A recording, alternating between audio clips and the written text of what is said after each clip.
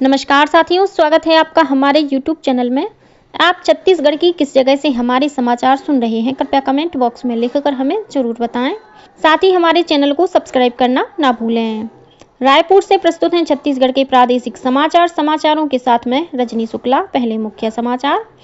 राष्ट्रपति ने अंतर्राष्ट्रीय महिला दिवस के अवसर पर कार्यबल में महिलाओं की अधिक भागीदारी का आह्वान किया। प्रधानमंत्री ने कहा कि सरकार महिलाओं के सशक्तिकरण के लिए समर्पित। मुख्यमंत्री विष्णुदेव साय रायपुर में आयोजित राज्य स्तरीय महिला सम्मेलन में हुए शामिल। महतारी बंधन योजना की 13वीं किस्त जारी की। प्रदेश के सभी जिला और व्यवहार न्यायालयों में कल राष्ट्रीय लोक अदालत का आयोजन किया गया। और हिदायतुल्लाह राष्ट्रीय विधि विश्वविद्यालय के 8वें दीक्षांत समारोह में 13 विद्यार्थियों को उनकी उपलब्धियों के लिए 36 स्वर्ण पदक प्रदान किए गए। अब समाचार विस्तार से। अंतर्राष्ट्रीय महिला दिवस के अवसर पर कल प्रदेश सहित देश भर में विभिन्न कार्यक्रम आयोजित किए गए। राष्ट्रपति द्रौपदी मुर्मू ने कार्यबल में महिलाओं की अधिक भागीदारी पर जोर दिया है। उन्होंने कहा कि भारत के विश्व की तीसरी अर्थव्यवस्था बनने की ओर अग्रसर होने को देखते हुए यह आवश्यक है। कल नई दिल्ली में अंतर्राष्ट्रीय महिला दिवस के उपलक्ष्य में नारी शक्ति से विकसित भारत पर एक दिन के सम्मेलन का उद्घाटन करते हुए उन्होंने कहा कि देश की बेटियां विकसित भारत का स्वप्न साकार करने में महत्वपूर्ण भूमिका निभा रही हैं। प्रधानमंत्री नरेंद्र मोदी ने कहा है कि उनकी सरकार महिलाओं के सशक्तिकरण के लिए समर्पित है। उन्होंने महिलाओं के जीवन को बेहतर बनाने के लिए उठाए गए महत्वपूर्ण कदमों पर प्रकाश डाला।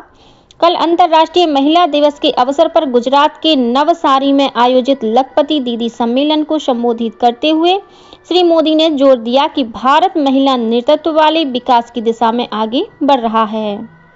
प्रधानमंत्री ने लखपति दीदी सम्मेलन के दौरान 25,000 से अधिक स्वयं सहायता समूहों की महिलाओं को 450 करोड़ रुपए की वित्तीय सहायता वितरित की। श्री मोदी ने 5 लखपति दीदियों को लखपति दीदी प्रमाण पत्र देकर सम्मानित किया। इससे पहले प्रधानमंत्री ने लखपति दीदी योजना की 10 लाभार्थियों से बातचीत की। इस दौरान इन लाभार्थियों ने अपने अनुभव साझा किए। प्रधानमंत्री नरेंद्र मोदी ने अंतर्राष्ट्रीय महिला दिवस पर एक दिन के लिए अपने सोशल मीडिया अकाउंट का संचालन महिलाओं को सौंपा। परमाणु वैज्ञानिक एलिना मिश्रा और अंतरिक्ष वैज्ञानिक शिल्पी सोनी ने कहा कि महिला दिवस पर प्रधानमंत्री का सोशल मीडिया अकाउंट संचालित करना रोमांचकारी अनुभव है। अंतर्राष्ट्रीय महिला दिवस पर प्रदेश में भी विभिन्न कार्यक्रम आयोजित किए गए। इसी कड़ी में कल राजधानी रायपुर में आयोजित महतारी बंधन सम्मेलन में मुख्यमंत्री विष्णुदेव साय शामिल हुए। इस मौके पर मुख्यमंत्री ने महतारी बंधन योजना की 13वीं किस्त जारी की। इसके तहत राज्य की लगभग 70 लाख महिलाओं के खाते में 650 करोड़ रुपए से अधिक की राशि अंतरित की गई। इस अवसर पर मुख्यमंत्री ने कहा कि विकसित छत्तीसगढ़ के संकल्प को साकार करने के लिए महिलाओं की सहभागिता महत्वपूर्ण है। इसी को ध्यान में रखकर राज्य सरकार ने महतारी बंधन योजना जैसी ऐतिहासिक पहल की है, जिससे प्रदेश की लाखों महिलाओं को आर्थिक संबल मिला है और वे आत्मनिर्भरता की ओर अग्रसर हो रही हैं। श्री साय ने कहा कि राज्य सरकार महिलाओं को हर क्षेत्र में समान अवसर देने के लिए प्रतिबद्ध है। मुख्यमंत्री ने समाज के हर व्यक्ति से महिलाओं को आगे बढ़ाने के लिए समानता, सम्मान और सुरक्षा का वातावरण बनाए जाने की अपील की। सम्मेलन में मुख्यमंत्री ने आंगनबाड़ी कार्यकर्ताओं और सहायिकाओं के मानदेय भुगतान के लिए सम्मान सुविधा प्रणाली का शुभारंभ किया। यह पहली बार हुआ जब मुख्यमंत्री ने स्वयं आंगनबाड़ी कार्यकर्ताओं और सहायिकाओं को डिजिटल और केंद्रीयकृत प्रणाली के माध्यम से सीधे मानदेय का भुगतान किया। इसके अलावा श्री साय ने बाल विवाह मुक्त छत्तीसगढ़ अभियान के पोर्टल, इंफ्रा पोर्टल तथा स्थापना पोर्टल का भी शुभारंभ किया। साथ ही महिला सुरक्षा को और प्रभावी बनाने के लिए सखी वन स्टॉप सेंटर की मानक संचालन प्रक्रिया SOP का विमोचन भी किया। इसी के साथ छत्तीसगढ़ देश का पहला राज्य बना जिसने सखी वन स्टॉप सेंटर के सुचारू संचालन के लिए एक निर्धारित SOP को लागू किया है। कार्यक्रम में मुख्यमंत्री ने राज्य की 32 उत्कृष्ट आंगनबाड़ी कार्यकर्ताओं, 3 सर्वश्रेष्ठ सखी वन स्टॉप सेंटर, 2 नवा बिहान योजना की महिला संरक्षण अधिकारी सहित महिला सशक्तिकरण में विशिष्ट उपलब्धि हासिल करने वाली महिलाओं को सम्मानित किया। सम्मेलन को संबोधित करते हुए महिला और बाल विकास मंत्री लक्ष्मी राजवाड़े ने कहा कि राज्य सरकार महिलाओं के सम्मान और सुरक्षा को लेकर सजग है। उधर राजनांदगांव में विधानसभा अध्यक्ष डॉक्टर रमन सिंह ने कल महिला पुलिस थाने का लोकार्पण किया।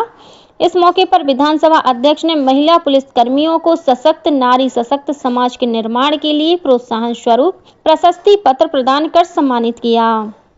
वहीं डॉक्टर सिंह ने महिला पुलिस कर्मियों की हेलमेट रैली को हरी झंडी दिखाकर रवाना किया। केंद्रीय स्वास्थ्य मंत्री जगत प्रकाश नड्डा ने घोषणा की है कि सरकार अगले 5 वर्ष में चिकित्सा शिक्षा में 75,000 नई सीटें बढ़ाने पर विचार कर रही है। श्री नड्डा कल नई दिल्ली के भारत मंडपम में अंतर्राष्ट्रीय स्वास्थ्य प्रौद्योगिकी मूल्यांकन संगोष्ठी के उद्घाटन सत्र को संबोधित कर रहे थे। उन्होंने कहा कि वर्ष 2014 के बाद से देश में मेडिकल कॉलेजों की संख्या में 101% की वृद्धि हुई है। इसके अलावा 22 अखिल भारतीय आयुर्विज्ञान संस्थानों का शुभारंभ हुआ है। निर्वाचन आयोग ने कहा है कि वह अगले 3 महीने में डुप्लीकेट मतदाता फोटो पहचान पत्र संख्या के दशकों पुराने मुद्दे का समाधान करेगा। आयोग ने कल एक वक्तव्य में कहा कि इसने तकनीकी टीमों और संबंधित मुख्य निर्वाचन अधिकारियों के साथ विस्तृत चर्चा के बाद इस मुद्दे को हल करने का फैसला किया है। आयोग ने बताया कि डुप्लीकेट मतदाता फोटो पहचान पत्र संख्या वाले मौजूदा मतदाताओं के लिए एक राष्ट्रीय मतदाता फोटो पहचान पत्र संख्या जारी की जाएगी। केंद्रीय सूचना और प्रसारण मंत्रालय के सचिव संजय जाजू ने मनोरंजन, रचनात्मकता और संस्कृति की दुनिया को एक साथ लाने वाले वैश्विक शिखर सम्मेलन वेब्स की तैयारियों की निगरानी के लिए मुंबई में एक बैठक की।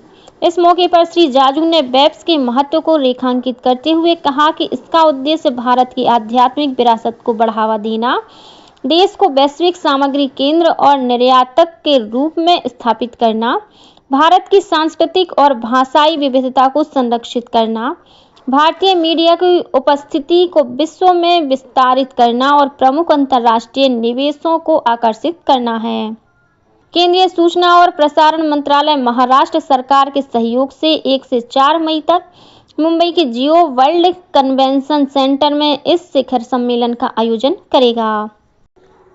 प्रदेश के सभी जिला और व्यवहार न्यायालयों में कल राष्ट्रीय लोक अदालत का आयोजन किया गया। राज्य विधिक सेवा प्राधिकरण द्वारा आयोजित इस लोक अदालत में लाखों प्रकरणों का आपसी समझौते के साथ निराकरण किया गया। इनमें लंबित मोटर दुर्घटना दावा से संबंधित प्रकरण, चेक बाउंस, व्यवहारिक विवाद के अलावा जल कर, संपत्ति कर, राजस्व संबंधी प्रकरण, ट्रैफिक चालान, भाड़ा नियंत्रण, आबकारी और बैंक तथा विद्युत संबंधी प्री लिटिगेशन प्रकरण शामिल हैं। रायपुर के हिदायतुल्लाह राष्ट्रीय विधि विश्वविद्यालय में कल 8वें दीक्षांत समारोह का आयोजन किया गया। इस मौके पर मुख्य अतिथि सुप्रीम कोर्ट के न्यायमूर्ति PS नरसिम्हा ने उत्कृष्ट प्रदर्शन करने वाले 13 विद्यार्थियों को उनकी उपलब्धियों के लिए 36 स्वर्ण पदक प्रदान किए। वहीं 161 विद्यार्थियों को डिग्री दी गई। इसी तरह LLM के 90 स्नातक छात्र छात्राओं को उपाधि दी गई। इसके अलावा एक शोधार्थी को PhD की उपाधि प्रदान की गई। कार्यक्रम में सुप्रीम कोर्ट के न्यायाधीश न्यायमूर्ति प्रशांत कुमार मिश्रा, छत्तीसगढ़ उच्च न्यायालय के मुख्य न्यायाधीश न्यायमूर्ति रमेश सिन्हा और उप मुख्यमंत्री अरुण साव विशिष्ट अतिथि के रूप में मौजूद थे।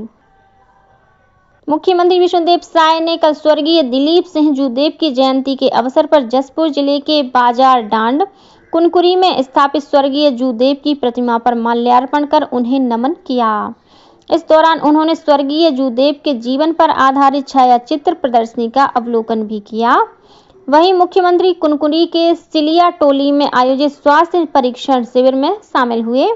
इस अवसर पर उन्होंने उपस्थित नागरिकों से स्वास्थ्य शिविर का अधिकतम लाभ उठाने का आग्रह किया। इस अवसर पर मुख्यमंत्री ने हितग्राहियों को आयुष्मान और वंदना कार्ड वितरण सहित निक्षय मित्रों को सम्मानित किया। नीति आयोग ने बस्तर जिले को शिक्षा की गुणवत्ता में सुधार और नवीन शैक्षणिक तकनीकों के सफल क्रियान्वयन में उत्कृष्ट प्रदर्शन के लिए 3 करोड़ रुपए के पुरस्कार से सम्मानित किया है।